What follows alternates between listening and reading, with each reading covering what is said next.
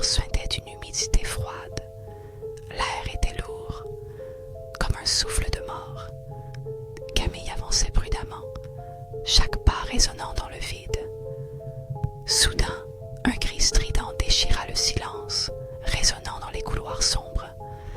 Elle se figea, une sueur glacée coulant le long de son dos. « C'est juste mon imagination », murmura-t-elle, mais une voix chuchotante, presque mélodieuse, lui répondit « Reste ici, pour toujours ».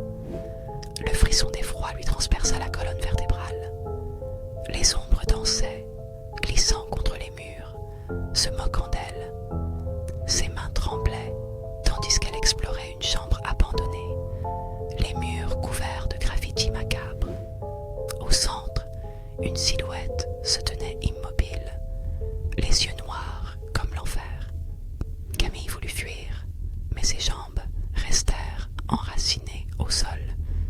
L'entité s'approcha, une main décharnée tendue vers elle. « Viens, je t'attends. » Elle réalisa alors qu'elle n'était pas seule.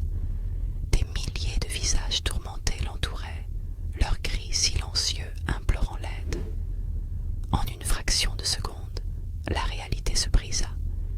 Camille disparut dans les ombres, engloutie, pour devenir une des voix perdues, piégée à jamais dans ce